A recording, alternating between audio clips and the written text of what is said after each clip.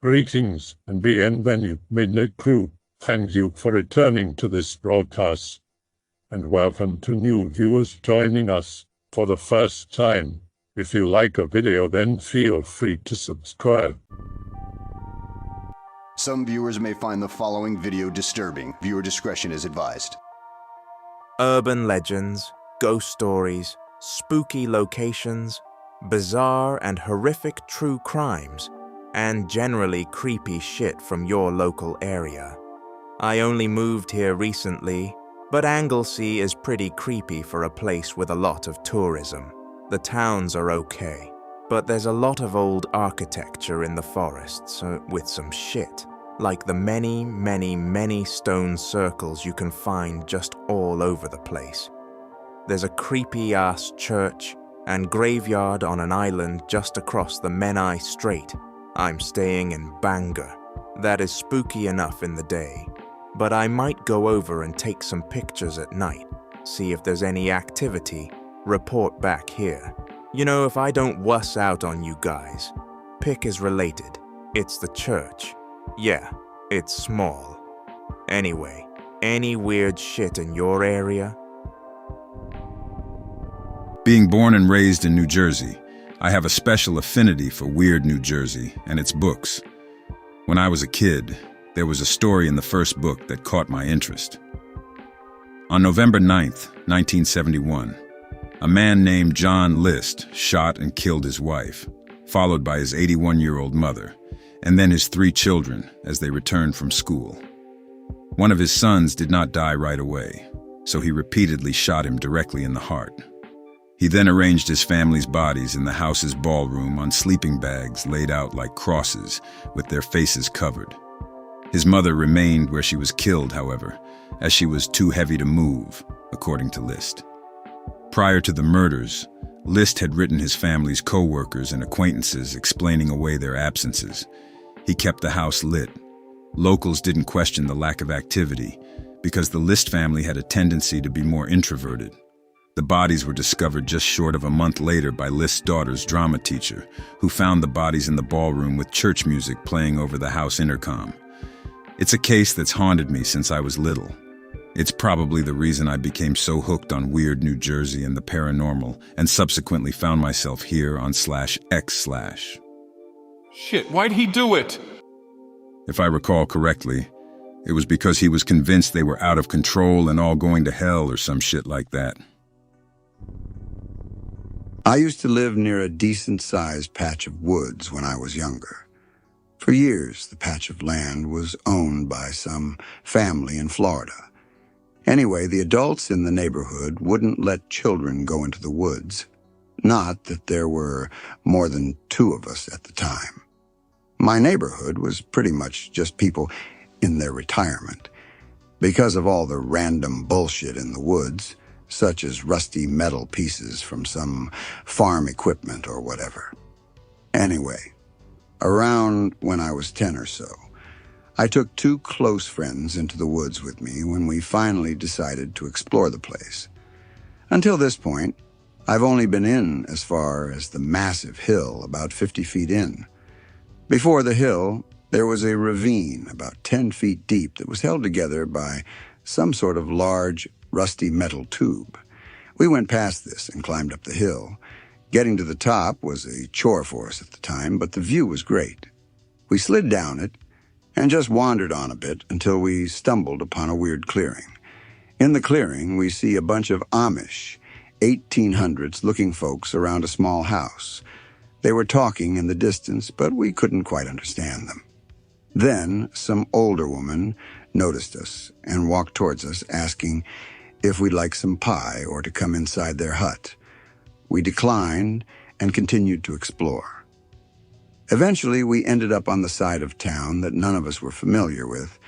We ended up on some cow farm that we later discovered was attached to the old folks' condos near one of the town graveyards. The walk back should have only taken us 25 minutes at most, but according to my dad, when we got back, we were gone for almost 6 hours. When I questioned him about the hut in the woods, he wasn't aware of that either. The next day, I went back to the clearing, and there was just a concrete slab with nothing on it and no signs of the people before. To this day, the two friends I was with will attest to us seeing those people that day. Grew up around this place, Norwich State Hospital. They did an episode of Ghost Hunters there, but had to change the location because the city didn't want it to be revealed. Been trying to sell the riverfront property for years. It's also along an underused rail line with a direct shot to two nearby casinos and about 2.5 hours to Boston or New York in either direction. It was almost purchased by a movie producer to turn it into a film school, then an amusement park company and a few other potential bidders. But it still sits there to this day, just rotting. My mom used to scare me with stories about it growing up, and my dad has always shared his fascination with it. The place had an entire community within its lots, including a movie theater and suburban living facilities for staff. It closed down when I was a kid, and many of the patients were kicked back onto the streets or returned to their families, leading to a lot of strange happenings in the town. There used to be one man who would show up at school almost daily to walk into classrooms or watch sporting events. The administration and many parents knew him personally. His mother was a public figure, so he wasn't arrested, but the guy was definitely unwell. In high school, we got a tour of the grounds because a friend's dad was still a guard there. There's a small working staff still employed there. We got to see the place in rough shape, including torn up furniture, burn marks, handprints on the wall, and all that. It looked like something from a zombie movie. Crazier, though, is that with the two casinos nearby, we have gotten a huge influx of immigrants, many off the boat, who work cheap labor. I met a Haitian family who was practicing voodoo and would stop by the site from time to time just to talk to the spirits. And there are a lot of people in town, not sure who regularly break into the site to leave flowers or crucifixes for the departed. There's also a large amount of Asian tourists or businessmen who walk the railroad tracks to the site only to take their own lives by jumping into the river or crawling into the nooks of the buildings never to be found again. And because I think it's funny, while the whole site is falling to rubbish, there is one part of it that is still untouched and pristine: the cemetery, found at the edge of the site just along the road. None of the graves are at all recent, but people must take good care of them as the other cemetery on site, located much further back on the lot, is overgrown and difficult to find. None of this is supernatural per se, but they are still weird connections to the location that I find interesting. Not sure if this constitutes as what you're looking for, but it fits the bill. DeKalb, Illinois reporting in. My buddy Wade. His house had a very strange series of circumstances. Death. Constant death. When the house was first built, it was noted in city records that someone died during the construction. The house and plot were now, 90 years old, I believe.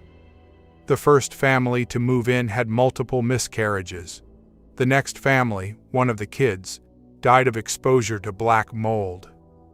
Then the next family, an elderly woman died of lung cancer, despite the mold having been removed for some time. Wade's father then died of brain cancer, followed by his mother who survived breast cancer, but it continued into bone cancer, to which she died from. Later, Wade's girlfriend had a miscarriage while living with them. That's a whole lot of death in the same house, for each and every family to live in it. There was this old dilapidated building way out in the middle of a forest near where I used to live. Everyone referred to it as the factory, because the rumor was that it was some kind of chemical weapons factory during one of the world wars. Apparently, there was some kind of accident and it was shut down and abandoned. No idea if any of that is true, but it's what everyone would always say. It's probably bullshit. It was a pretty featureless building. 2 stories. Plain, flat concrete everything. Inside was exactly like you'd expect. Debris everywhere. The walls covered in graffiti and edgy satanic and cult type shit. It was exactly the type of place teenagers loved to go to drink. There was a bunch of some kind of old broken rusty machinery just tossed into piles in the corners of the first floor. We found some old dingy porn in a hole in a wall. To get to the point, despite numerous stern warnings from our parents, my friends and I frequently went camping in there. One time we discovered a pretty extensive underground section that we were pretty sure no one really knew about. The spooky part is that based on the stuff we found, I'm sure at least a couple of people lived down there. Really not sure how they could get in and out though, considering the only natural way in was blocked. And we made the second way in. The only natural way you know about that is, there's an old grain elevator near me like that. Nondescript. Honestly, you wouldn't know what it was if it weren't for the huge columns that used to hold grain that still stand. The rest is stripped down to concrete. And on one of the 2 occasions I've been, I've smelled something rotting coming from a lower level that couldn't have been an animal. At least if it was big and had no business being down there. You could literally smell it for 60+ yards in any direction, and it almost made me hurl. Mind you, I have cleaned Section 8 houses that barely made me wince. You could tell homeless squatted there occasionally from the beer cans and graffiti. Why don't you go look up the land records on it and see if you can find anything? If not, maybe it was government. The building wasn't that big by any measure. I'm 99% sure if there was another way down, we would have found it. The underground section did seem to be a lot bigger than the above-ground stuff, though, so I guess it's possible there could have been a tunnel or something that came out elsewhere. Still, though, the realization I had at the time that someone was living down there, and it's probable they were still there at the time, scared the shit out of me. Ha, weird. I live in Ohio, and there was a paper factory much like you described. Part of it burned down decades ago, and the place was just left standing as nature took over. It was surrounded by a chain-link fence that had a section cut out of it that you could enter through. A deer died directly in front of the hole in the fence, making it even creepier to enter. The insides were a series of vast rooms, some of them multiple stories tall. One of them had broken glass from the windows everywhere, and it seemed to be where the fire had been. Another room had a giant cooling tank for the machinery. Either way, whatever it was full of water with a metal walkway above that was mostly rusted through and probably incredibly hazardous to walk on. Snakes lived in the water, and you could see them swimming when you walked above it. My reflection always looked like a dead person floating in the water, and would surprise me every time. A specific room had this bad feeling to it. If you stayed there long enough, you'd get dizzy and feel sick. The kid who originally showed me the place said that it came from the chemicals still leaching out of the machines in there, but I have no idea. Really cool place. Unfortunately, in recent years it was torn down. Somewhere I have an old disposable camera with a bunch of pictures on it, and it kills me that I can't remember where it is so I can get it developed. Staying at my parents' place, so gonna talk about that. Growing up, I studied at my town's gymnasium, a pretty old but still standing school. The school has a basement, which is actually way bigger than it looks, but we're only allowed in the first section of the basement, which is where we hang our coats and stuff. The other doors are locked, not many know what's behind them. Later, our school was finally getting renovated. That means that it's under construction and all the doors are unlocked. Me and some of my classmates decided to check the place out during recess. The first room was mostly an old storage room with some boxes full of old junk, nothing much. The next room stank like shit, and it looked something like a bathroom or something with a pool in there, nothing really creepy or anything. Now here's the urban legend of this place. Long ago, our school had a pool in the basement. Everything was okay in there until something happened. A janitor once walked into the room and saw a dead girl floating on the water. Apparently, after that, the pool was closed. A bit of time passed until another person broke in there at night. What happened was that he was found dead there too. Now the pool was completely closed and the room was locked. That's pretty much what I know. I also remember someone saying that whenever you enter this room at night, the doors shut and lock themselves, leaving you trapped. Then the room starts to flood with water until you drown. But I think that's just bullshit. But of course, I wouldn't dare to go there at night. There's a road near my girlfriend's house called Shoe Factory Road that runs through Hoffman Estates, Illinois. It's a suburb about 40 minutes from Chicago. About 30 years ago, it was the site of the Tietz family murder. They were some farmers who lived out there, and the father, mother, and son were shot and killed in their home with their 4 guard dogs missing. Aside from that, there's tons of local lore about psycho killers, etc. But Shoe Factory Road is well known as a haunted road. My girlfriend's cousin drove through there in the middle of the night for a scare when he was younger, and apparently he didn't see anything, but his girlfriend started screaming about a spirit on the road who looked her dead in the eye when they passed. My second story is from my Buddhist temple, Chua Truk Lam in Chicago. The building that it's on is actually an old Freemason lodge. That's not even lore or legends either.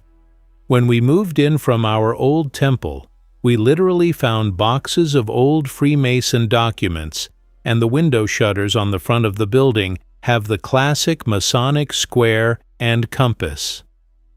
Anyway, my temple is allegedly haunted by a ghost that only seems to bother women. No men have ever had any encounters, but a lot of the women have. I remember one particular story.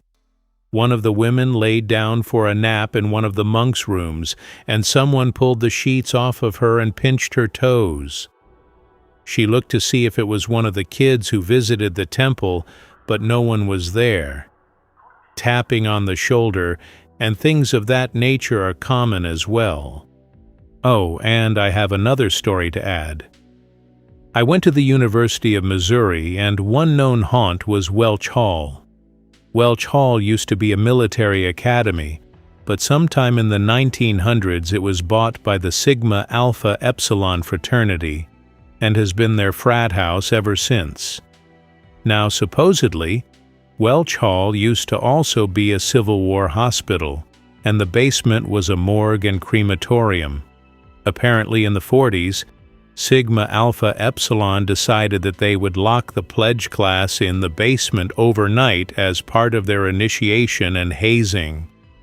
It's said that the pledge class in question started to experience paranormal events and all dropped out of MITZU and never ever returned. Feeling late to the party, but how and ever. There's a lot of legends about ghosts in my area. There's an old dirt road that has been untouched since the 1700s, when horses and carts used to use it, and nobody's really used it since then. There was this girl that got run over, apparently, and cart tracks appear on the road on midnight April 22nd every year. There's a field with an old, well-beaten track through it known as the Mass Path, where people used to go on pilgrimage to open-air Mass in the next field many years ago. There's often sounds of footsteps in that field between the hours of 11 p.m. and 3 a.m. But they do vary. It could just be people messing around. But it is rumored that those sounds are from people that used to tread that path while they were living. There's a strange light that shines in a manner similar to that of a spotlight. It's well talked about, but nobody as of yet has been able to identify its source. No matter how close you get to it, it always seems to be in the distance somewhere. There used to be this old, decrepit-looking house with a rotting garden and crumbling walls up the hill. It was rumored that the man who lived there had an interest in some fucked up things. There were a lot of strange-looking things in his window, and it was always dark inside. He had a kind of stitched doll, as well as a porcelain figurine of a woman crying, and something unidentifiable in a jar. I didn't know much about him, but my father once warned a newcomer in the area never to let the man into his car if he was looking for a lift into town. My old granddad's cousin had an experience out in New Mexico. Granddad got dragged in near the end. So Granddad's cousin, I'll call him Roger, was out playing with his band way out near Gallup. Roger and the band go to head home, to the South Valley, after finishing the gig. At around midnight, 1 a.m., they're driving home out in the middle of nowhere between Interstate 25 and Albuquerque, and they see a yellow, fuzzy mass in the headlight. Their drummer gets out, Tim, to go see what it is because it's bigger than a loaf of bread and it's wiggling. Tim yells to Roger and company that, "Guys, it's a baby." Roger and company obviously aren't going to leave a goddamn baby out in the middle of nowhere at 1 a.m. So they take the baby with them and get back on the road, still in the middle of nowhere, not a street light for miles. Roger is holding the baby on his lap, zoning absent-mindedly because it's still like 1:45 a.m. So as he's sitting there, zoning the hell out, he looks down at this baby, this 5 or 6 month old baby, and notices that the baby has teeth. So Roger comments, "¿Por qué tú tienes los dientes tan afilados?" which roughly translates to, "Why do you have such sharp teeth?" The baby chuckles, looks up right into Roger's face and says, "Me los dio el diablo." They were given to me by the devil. The baby opens his mouth to laugh again, and Roger notices the fangs growing. The laugh is a deep chuckle, a booming laugh, and the baby's eyes start turning colors. Roger freaks the hell out and throws the baby out the window, baby blanket and all. He tells Tim to step on it. They're barreling along at 80 miles an hour, and they look in the rear-view mirror and see a huge blood-red man chasing after them, easily 15 feet tall, laughing that same deep, booming laugh. When they finally lose him, they drive to my granddad's house to stay the night, the nearest family member. Roger tells Granddad this story. Granddad doesn't believe him. Throughout the night, they hear knocking, bangs, and chuckles coming from outside the house, all band members accounted for inside. They fall asleep, and the next morning Roger leaves to drive back. As he passes back by the Interstate 40 and Interstate 25 merger, he notices a little yellow baby blanket blowing across the road in his rear-view mirror.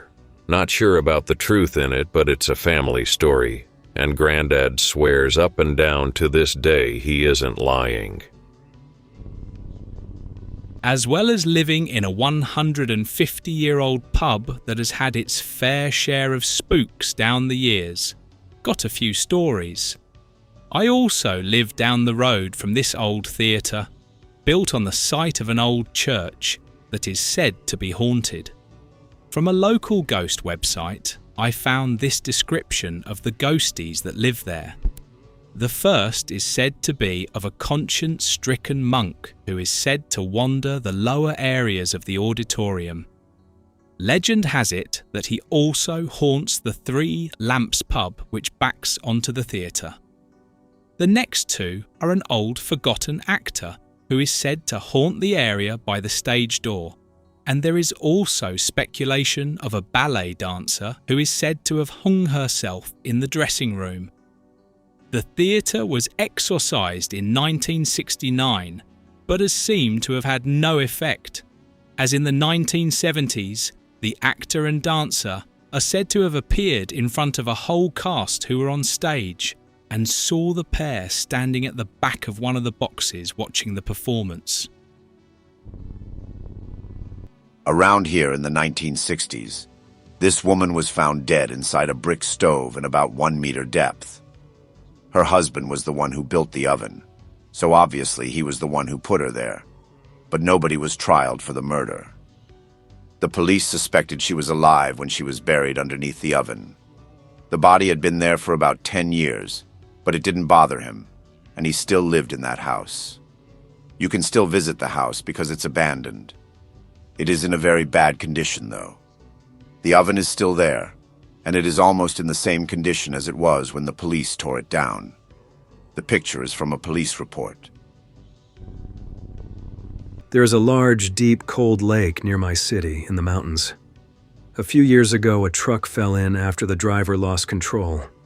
A team of divers were sent to search for the truck, corpse, etc.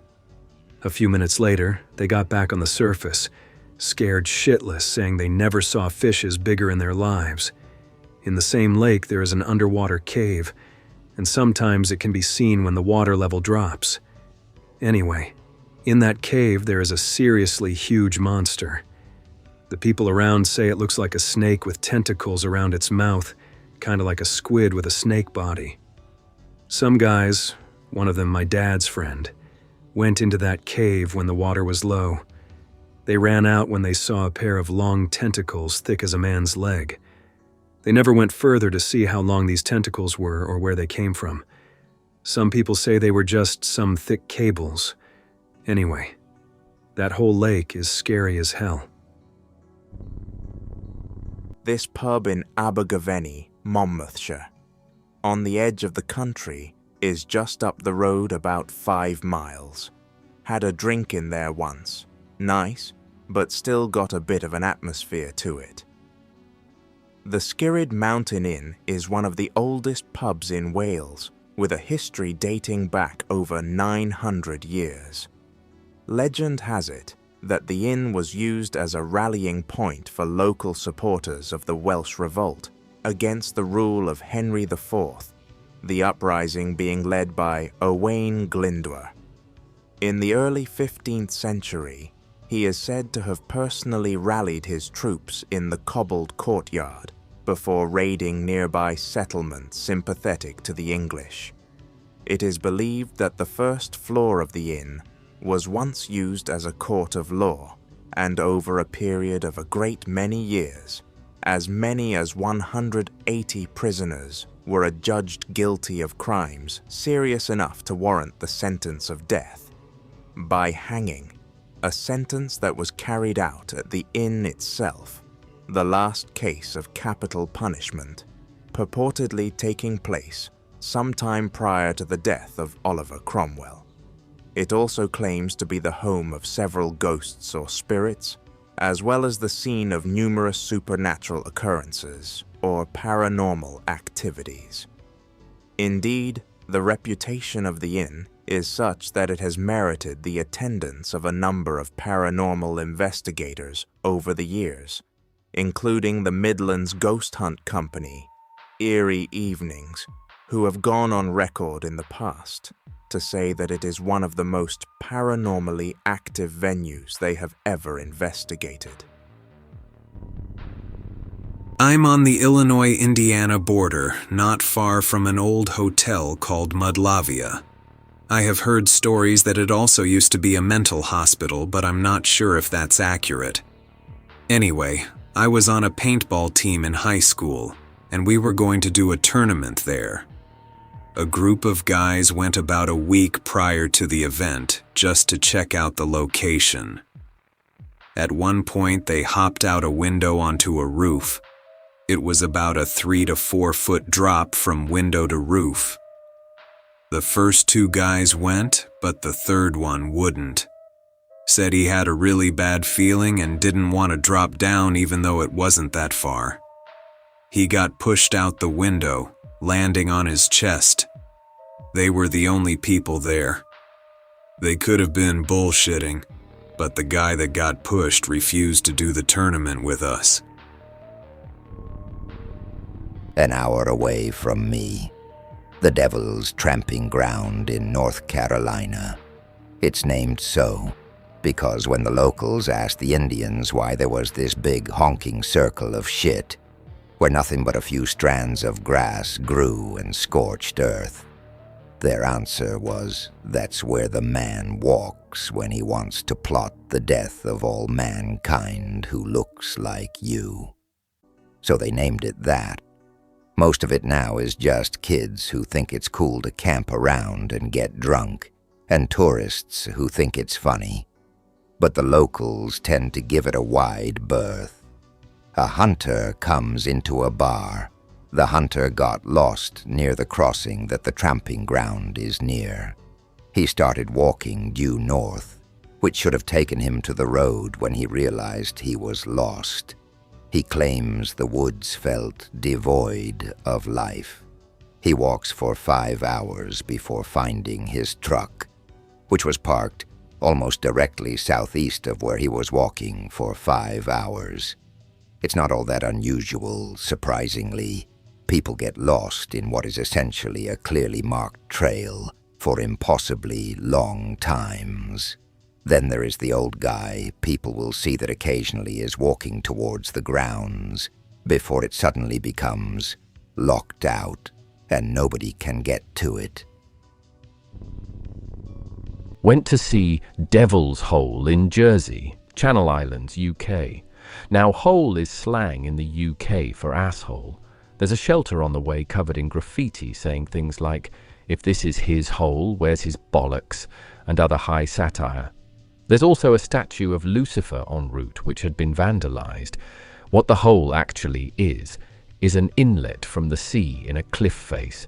Many years ago, a figurehead washed up there, and because it looked freaky, it became known as the Devil's Hole. You can't reach it anymore, as for some reason the staircase has eroded away. Me and my bro decided to climb down, and freakiest thing, the digital camera stopped working. It switched on and then shorted out straight away like it had a low battery. When we climbed back up, it worked 100% fine. Weird. Canada here, specifically Windsor, Ontario. Locally, as far as folklore goes, all I know we've got is a place called Texas Road. Cliché tale of someone who was somehow beheaded and haunts the area. I guess a lot of people report strange lights coming from around there. A few years back, my friend who loves Halloween and spooky-related things drove a group of maybe 8 or 9 people, including me, in a rental limousine. Dad has cash to waste. I'll Greentext from here on. We get to the road, get out, and begin walking along an abandoned railroad track.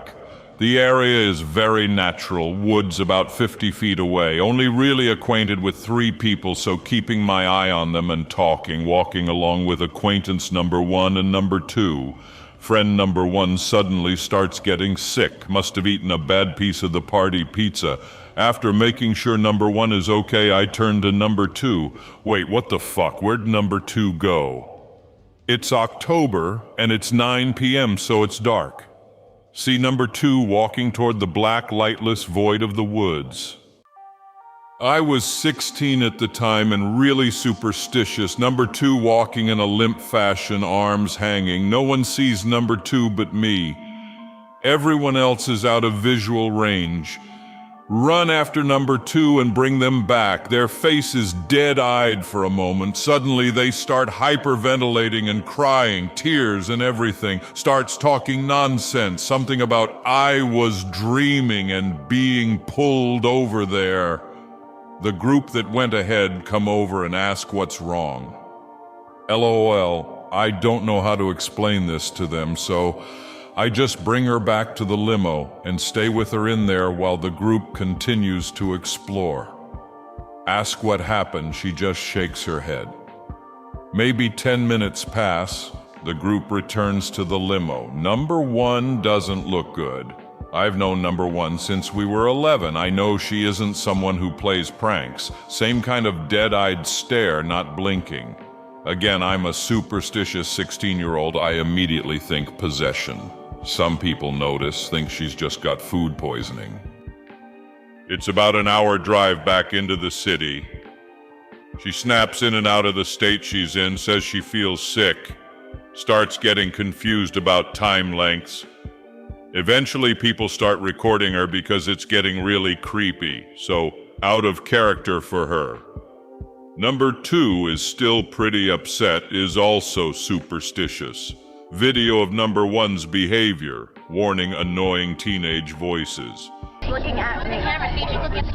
She's looking at me. I can see her in my eyes. Had to stop the limo so she could get out again. Got back to the city in one piece, waited a week and then brought it up with number 1. She didn't want to talk about it. She's had strange things happen to her before as well. Her family discredited everything she said she would see in her house until they were all together in their living room, and a pair of clippers went straight across the room. Honestly, I hope that all that and all spooky occurrences that have happened to me are all just me over-imagining things. I've had a few different experiences, but nothing for about 3 years now, hoping it stays that way. I hope that you enjoyed tonight's broadcast. If you enjoyed tonight's story, then please subscribe to the channel as more Greentext will appear daily. A new broadcast will appear when the clock strikes midnight Central Time.